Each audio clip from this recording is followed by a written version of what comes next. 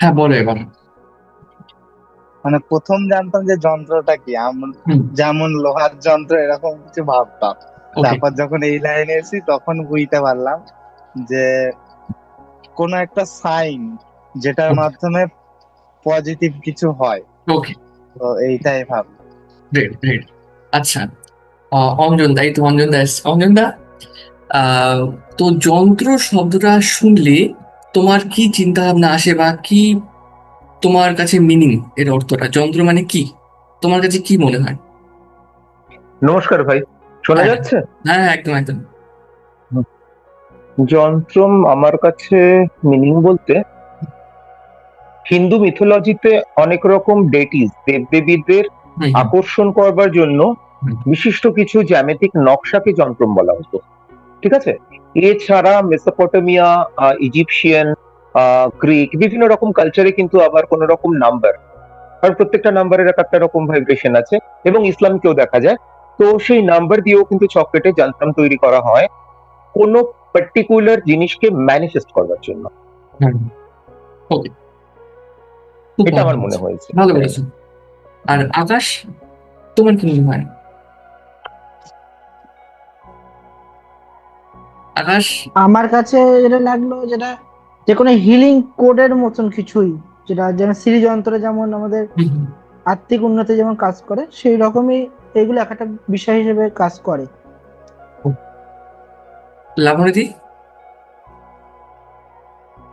দাদা, যন্ত্রাং সম্পর্কে আমার সেরকম কোনো আইডিয়া নেই, যতটুকু জানা আইডিয়া আছে। পেয়েছি তোমার হুম। তোমার থেকেই পেয়েছি। ব্যাস, এইটুকুই। আচ্ছা, শাশ্বতী দি।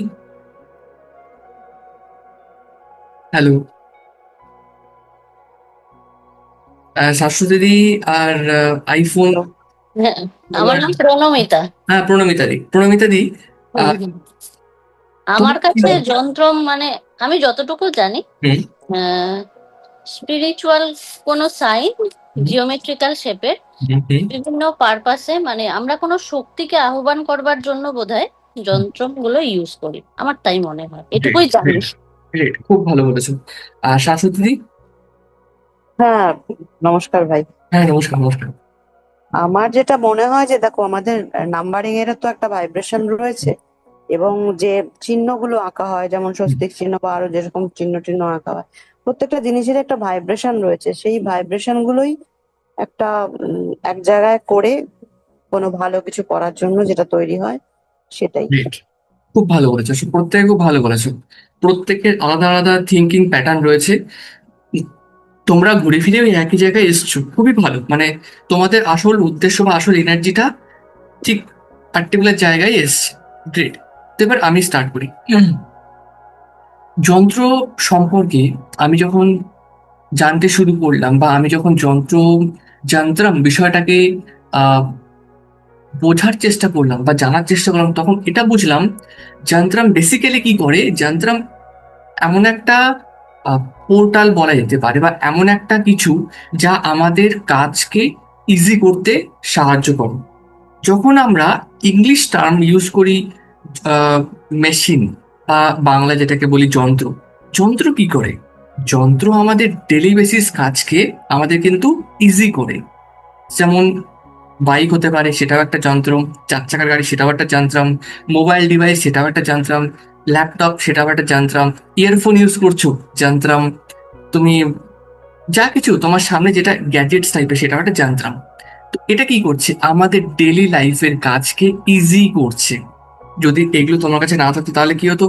তোমাকে হেঁটে চলে ক্লাস করতে আসতে হতো, রাতের বেলা ক্লাস করে, খাতা কলম নিয়ে ক্লাস করতে, আবার রাতে বাড়ি যেতে কষ্ট করে, অর্থ খরচা করে এই করতে। আর এই যন্ত্র বা মেশিনারি বিষয়গুলো কি করছে?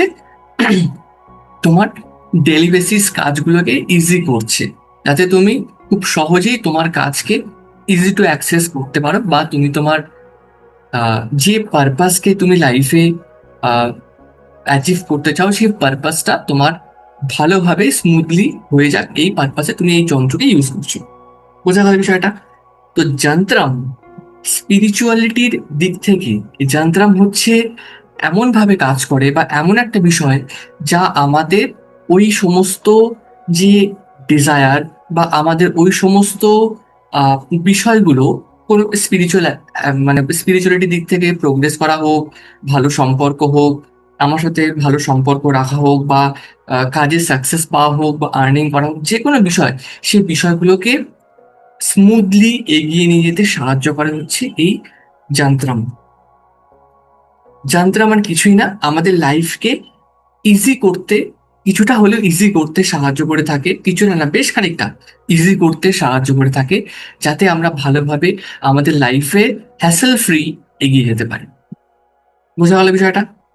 তো বেসিক ধারণাটা এটাই রাখতে হবে, যন্ত্রম হচ্ছে এমন একটা স্পিরিচুয়াল ডিভাইস বা স্পিরিচুয়াল কিছু কোডের সামগ্রিক একটা জ্যামিতিক আকার বিশিষ্ট এমন একটা পোর্টাল বা এমন একটা আহ, দরজা, যার মাধ্যমে আমাদের ওই বিশেষ বিশেষ কাজ বা আমাদের বিশেষ বিশেষ যে সমস্ত ডিজায়ার বলো বা ইচ্ছা বলো বা আমাদের আহ, যে কোনো কিছু হতে পারে, সেই বিষয়গুলোকে আমরা খুব সহজভাবে অ্যাক্সেস করতে পারি বা সহজভাবে আমরা সেগুলোকে সাকসেসফুল করতে পারি। যন্ত্রম আমাদের লাইফকে কোথাও না কোথাও, যে পারপাসে আমরা ইউজ করছি যন্ত্রাংকে, সেই লাইফের সেই বিষয়গুলোকে বা সেই পারপাসকে ইজিভাবে আমাদেরকে অ্যাচিভ করতে, আমাদেরকে সেই রাস্তায় ভালোভাবে এগিয়ে যেতে সাহায্য করে থাকে। যে পারপাসে আমরা ইউজ করি না কেন, ভালো সম্পর্ক, অর্থ, অর্থকে আকর্ষণ করা হতে পারে, আমরা বাড়ি ঘরকে সুরক্ষিত রাখা হতে পারে, যে কোনো কিছু। প্রত্যেকের ঘরে অনেকে ওই ভ্যাকিউম ক্লিনার ইউজ করে, যাতে সেই ডিভাইসকে খুব ইজি ভাবে ইউজ করে ঘরকে ক্লিন করতে পারে। এবার ভাবো, তোমার হাতে একটা ঝাঁটা আছে, ঝাঁটা দিয়ে কুড়িয়ে কুড়িয়ে কুড়িয়ে কুড়িয়ে মানে কোমর ব্যথা করে তারপরে তোমার ঘন্টাখানেক পরে তোমার ঘর ইয়ে করলে, আর সেখানে ভ্যাকুয়াম ক্লিনার দিয়ে ইজি ভাবে ঘুরিয়ে জাস্ট উপর নিচে এরকম করে জাস্ট ঝুঁকতে হচ্ছে না, ইয়ে করতে হচ্ছে না, সহজভাবে তুমি করে ফেললে। তো যন্ত্রম কাইন্ড অফ সেম থিং, যা আমাদের লাইফকে ইজি করতে সাহায্য করে। এবার আমরা এখানে 51টা বিশেষ বিশেষ যন্ত্র সম্পর্কে জানবো, শিখবো। সেগুলো অল ওভার দ্য ওয়ার্ল্ডে নানা কালচারের মানুষজন, নানা প্রান্তের মানুষজনরা ইউজ করে থাকে, এবং সেইখান থেকে আমরা এই যন্ত্রগুলো ইউজ করছি। এই যন্ত্রম, আমরা যা যন্ত্রম শিখবো, এর সাথে বৈদিক যন্ত্রামের বলতে গেলে 19-20 ফারাক রয়েছে। কিন্তু এখানে 19-20 ফারাক বলতে, যে বৈদিক যন্ত্র বানাতে একটুখানি সময় সাপেক্ষ বিষয়, কিন্তু এই যন্ত্র খুব ইজিলি বানাতে পারবে, কিন্তু পাওয়ারফুল। আর এই যন্ত্রে কিছু পার্সিয়ান শব্দ ব্যবহার করা হয়েছে, কিছু নিউমেরিক ডিজিট ব্যবহার করা হয়েছে, কিছু জ্যামিতিক আকার আকৃতি ব্যবহার করা হয়েছে, যেগুলো সেই সমস্ত বিষয়কে অ্যাক্টিভ করতে, আমাদেরকে সেই সমস্ত ভাইব্রেশনকে আমাদের জীবনে অ্যাড করতে সাহায্য করে থাকে। তো যন্ত্রম পার্টিকুলারলি এটাই বলবো, বেসিক একদম ধারণা, আমাদের লাইফকে বা আমাদের জীবনের যে পারপাসে আমরা যন্ত্রকে ইউজ করছি, সেই পারপাসকে সহজভাবে সুন্দরভাবে এগিয়ে নিয়ে যেতে সাহায্য করে থাকে হচ্ছে এই যন্ত্রাম। 51টা যন্ত্রাম যখন আমরা ইউজ করতে চলেছি, এই 51টা যন্ত্রামের মধ্যে রিলেশনশিপ স্টেবিলিটি, ব্ল্যাক ম্যাজিক থেকে প্রোটেকশন, নজর দোষ থেকে প্রোটেকশন, আর্নিং ইনক্রিজের জন্য, ফ্যামিলি প্রোটেকশনের জন্য, রিলেশনশিপ স্টেবিলিটির জন্য, শরীর স্বাস্থ্য ভালো রাখার জন্য, থার্ড পার্টি রিমুভাল থেকে শুরু করে নানা ধরনের যন্ত্র সম্পর্কে আমরা জানবো, শিখবো, এবং সেগুলোকে তোমাদের যতগুলো যন্ত্রের প্রয়োজন সেই অনুযায়ী, সেই অ্যাকর্ডিংলি তোমরা তোমাদের যন্ত্রগুলো নিজেদের মতো করে বানাবে, নিজেদের মতো করে করবে। এবং শুধু বানালেই হলো না, শুধু সেগুলোকে অ্যাক্টিভ করলেই হলো না, এটা তোমরা দেখবে বা এটা তোমরা আহ উপলব্ধি করবে যে যন্ত্র কত দূর পর্যন্ত, কতখানি পর্যন্ত কাজ করছে। আমি এই যন্ত্র বানিয়েছি, বানিয়ে যদি আমি সে বুঝতেই না পারি যে আমার এই যন্ত্রের কি বেনিফিট, বা এই যন্ত্র আমি ইউজ করে কতটা কি বেনিফিট পাচ্ছি, তাহলে আমার কাজ করার বা জানার বা শেখার লাভ কি হলো? আর সব থেকে বড় বিষয় হচ্ছে এই যন্ত্র যন্ত্র যখন তৈরি করা হবে, আমাদের প্রপার ইন্টেনশন, প্রপার আমাদের একটা পজিটিভ থটস এবং যে পারপাসে বানাচ্ছি সেই পারপাসটাকে ক্রিস্টাল ক্লিয়ার মাথায় ধরে রেখে সেই যন্ত্রকে বানাতে হবে, যাতে সেই যন্ত্র সেই ভাইব্রেশনকে নিয়ে সেই পারপাসে সেই ফ্রিকোয়েন্সি সেই এনার্জিকে আমাদের চারিপাশে সার্কুলেট করে। আমি সত্যি বলতে যন্ত্রাম কি বা যন্ত্রাম সম্পর্কে এক্সাক্ট যে ধারণাটা সেটা আমি অনেক টিচারের থেকে জিজ্ঞাসা করেছিলাম, তাদের কাছ থেকে আমি ফ্রুটফুল কোনো রেজাল্ট বা ফ্রুটফুল কোনো আমি অ্যান্সার পাইনি। তো আমি যন্ত্রাম সম্পর্কে যা কিছু জেনেছি বুঝেছি সম্পূর্ণ নিজের অভিজ্ঞতা থেকে বলছি। এখানে কিন্তু কারুর কোনো মানে নলেজ বা কোনো বই থেকে আমি এই বিষয়গুলো কিন্তু আহ, পড়ে আমি তোমাদেরকে জানাচ্ছি কিন্তু না, টু বি অনেস্ট। যদি কোনো বুঝতে অসুবিধা হয়ে থাকে সেটা কিন্তু আমাকে বলবে পরবর্তী সময়, কারণ যা কিছু আমি উপলব্ধি করেছি সে সমস্ত বিষয়গুলো তোমাদের সামনে তুলে ধরছি ইজি ভাবে, চেষ্টা করছি আমি ইজি ভাবে তুলে ধরার, যাতে তোমাদেরও বুঝতে সুবিধা হয়। তো আলটিমেটলি যন্ত্রাম কাইন্ড অফ সেম থিং, যা আমাদের জীবনকে ইজি করে, আমাদের জীবনের যে জার্নিকে ইজি করে। এবার আসি এই টপিকের বাইরে শ্রীযন্ত্রাম। অনেকে কেউ একজন বললো শ্রীযন্ত্রামের কথা। তো শ্রীযন্ত্রাম এটা একটা বৈদিক যন্ত্রাম। এটার পারপাস কি, এটার কাজ কি? এটার কাজ সবাই বলবে টাকা পয়সা আনা, টাকা পয়সা কে আনতে সাহায্য করে, অর্থকে বৃদ্ধি করতে সাহায্য করে। শুধু কি তাই? শ্রীযন্ত্রামকে বুঝতে গেলে তোমাকে এর আহ কি পারপাস নিয়েছো প্লিজ বলো না, নজর লাগে আমার। কি পারপাসে নিয়েছি প্লিজ বলো না, নজর লাগে আমার। কোন পারপাসে? কোনটা? বুঝতে পারলাম না। যাই হোক, শ্রীযন্ত্রমকে যখন আমরা বাড়িতে প্রতিষ্ঠা করছি বা বাড়িতে যখন আনছি, বাড়িতে হোক ব্যবসার ক্ষেত্রে হোক, তখন আমাদের এটা বুঝতে হবে যে শ্রীযন্ত্রম আমরা আহ, কেন ব্যবহার করব, বা শ্রীযন্ত্রমকে ব্যবহার করার উদ্দেশ্য কি? শুধু কি অর্থের দিক থেকে? এইবার একটা কেস আমি তোমাকে বলি। একটা ফ্যাক্টরিতে, সে সবসময় অপরিষ্কার অপরিচ্ছন্ন ফ্যাক্টরি, এবং ফ্যাক্টরির মধ্যে মানে আবর্জনা ময়লা এদিক ওদিক ছড়ানো ছেটানো থাকে, এবং ফ্যাক্টরির কাজ চলছে, কোনো রকম ফ্যাক্টরির পরিষ্কার পরিচ্ছন্নতা নেই। অথচ সেই ফ্যাক্টরির মালিক একটা শ্রী যন্ত্রম সে ফ্যাক্টরিতে প্রতিষ্ঠা করে, পুজো পাঠ করে প্রতিষ্ঠা করে রেখেছে। কিছুদিন ভালো চলছে, তারপর থেকে আবার তার ফ্যাক্টরির প্রোডাকশনে লস হয়েছে, এবং ফ্যাক্টরিতে আই মিন তার বিজনেসে মানে লস হওয়ার পর থেকে ফ্যাক্টরির প্রোডাকশন বন্ধ হয়েছে, এবং তাকে দু তিনটে মেশিন সেলও করতে হয়েছে, এত ধার দেনা জড়িয়ে গেছে। তো এবার প্রশ্নটা উঠছে, উনি তো শ্রীযন্ত্রম প্রতিষ্ঠা করেছেন, তাহলে অর্থ তো ভালোভাবে আসার কথা, তাহলে কেন আসছে না? দেখো, একটা জিনিস বুঝতে হবে, শুধু শ্রীযন্ত্রম প্রতিষ্ঠা করলেও মানে চলবে না, আমাকে তার আশেপাশের সিচুয়েশনকেও ঠিকঠাক রাখার উপর কাজ করতে হবে। মা লক্ষ্মীকে যখন আমি ইনভাইট করছি যন্ত্রের মাধ্যমে, যন্ত্র একটা পোর্টাল, যন্ত্র একটা পোর্টাল, কি হয় ওই পোর্টাল সেই সমস্ত এনার্জিকে এই জগতে নিয়ে এসে ইন্টেন্স লেভেলে স্প্রেড করে, সার্কুলেট করে।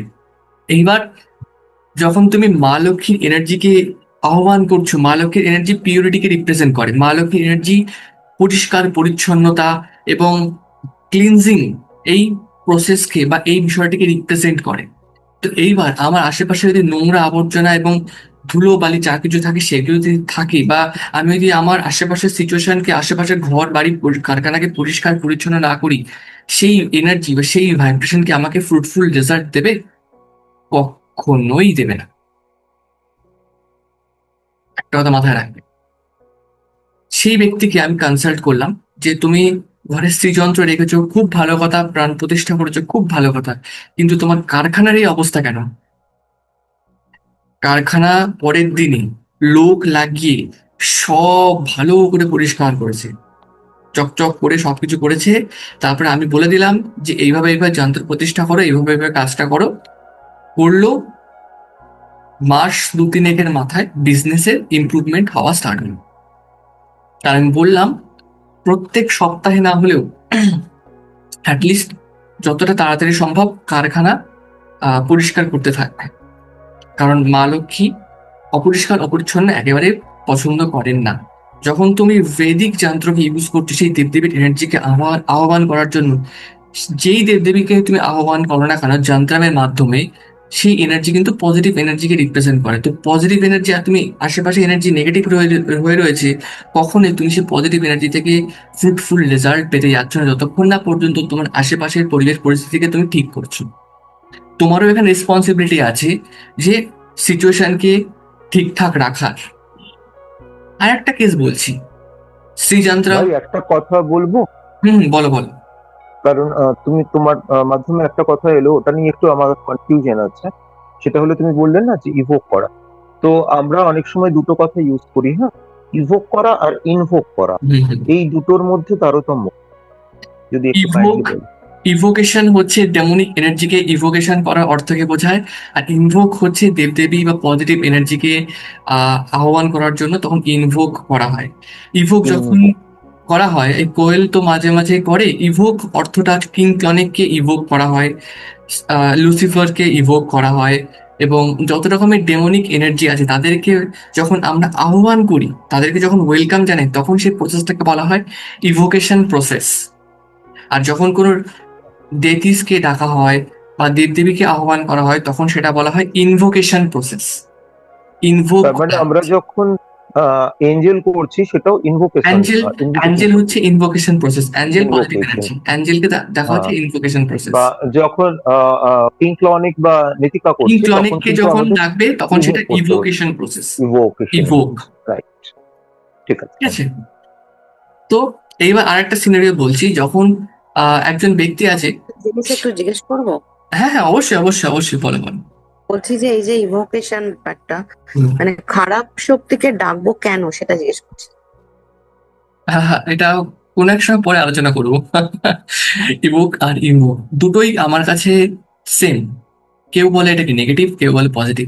তুমি একটা কয়েন যখন, ডেমন শক্তি তো নেগেটিভ, তো আমি তাকে এইবার একটা কথা বলি, একটা কয়েন, 1 টাকার কয়েন, তার হেড আছে আর টেল আছে। তুমি হেডকে প্রেফার করবে না টেলকে প্রেফার করবে?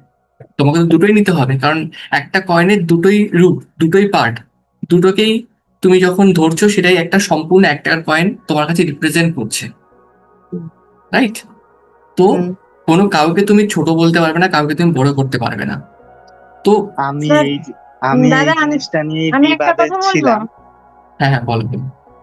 বলছি, আমি যতদূর শুনেছি যে কোনো এনার্জি খারাপ হয় না, তাদেরকে দিয়ে খারাপ করাই আমরা, মানে তাদেরকে ইউজ করি আমরা, মানে ভালো কাজও করতে পারি খারাপ কাজও, কিন্তু মানুষের বেশিরভাগ খারাপ কাজেই তাদের ইউজ করে, যার জন্যই মানে ডেমনদের ইয়েটা বেশি, ব্যাড রিপোর্টটা ডেমনিক বেশি। এনার্জিকে যখন তুমি আহ্বান করবে, তারা কখনো খারাপ নয়, তারা কোনো বাড়ি খারাপ ছিল না, এটা মানুষ তৈরি করেছে। কারণ দেখো, ডেমনিক এনার্জি হচ্ছে এরা তোমার যে কোনো কাজ করে দিতে রাজি আছে, তার বদলে এরা তোমার থেকে কিছু চায়।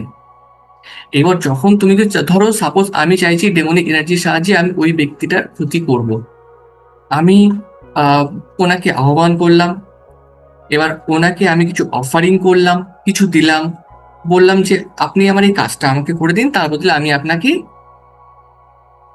কিছু ওয়াইন অফার করলাম, বা এটা অফার করব, বা আমি আপনাকে কিছু মিট অফার করবো। উনি ওই কাজটা দেনান দেয়ার কমপ্লিট করবে। আমি যখন বুঝতে পারবো বা উনি বুঝিয়ে দেবেন যে এই কাজটা কমপ্লিট হয়েছে, আমি ওনাকে সেই অফারিংটা করব। একটা ডিল হয়, বিজনেস ডিল। আমার কাজ ভালো না খারাপ এটা কেউ ওনারা দেখে না, ডেমনিক এনার্জিটা কেউ দেখেন না যে আমার কাজ ভালো না খারাপ। আমি ওনার সাথে ডিল করছি, উনি আমার কাজটা করে দেবেন।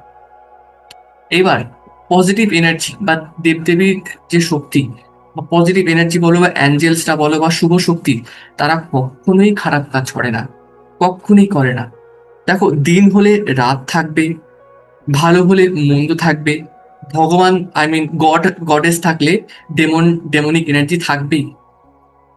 সত্যি বলতে গেলে আহ দেবদেবীদের ছায়া হিসেবে রিপ্রেজেন্ট করা হয়েছে ডেমনিক এনার্জিকে।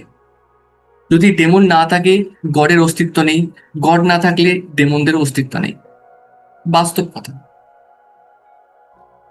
ঠিক আছে, তো দুজনেই একে অপরের পরিপূরক বলা যেতে পারে এক মানে বেসিক্যাল অর্থে।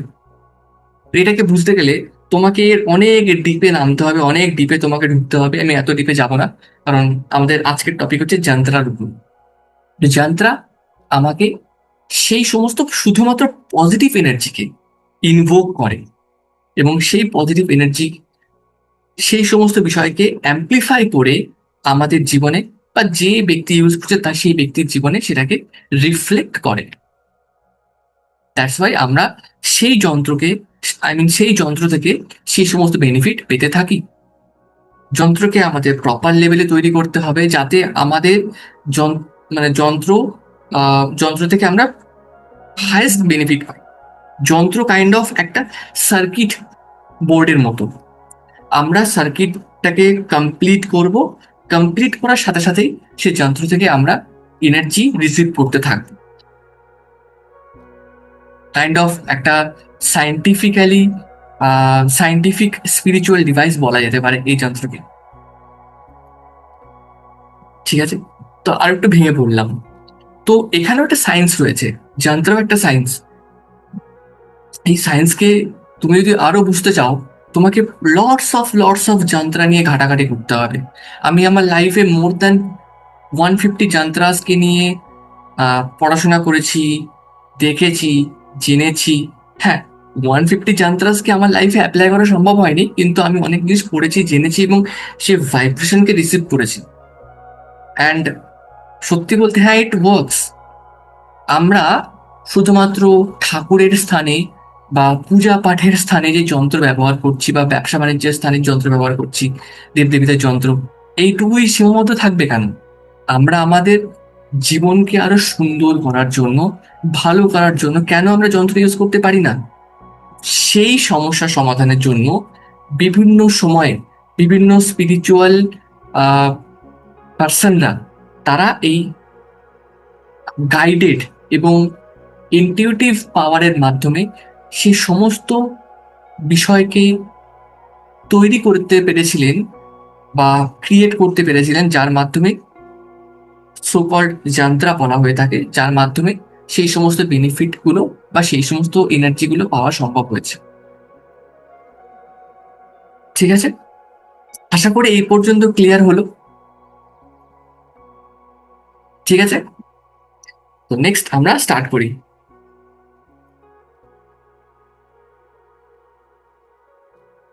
হুম।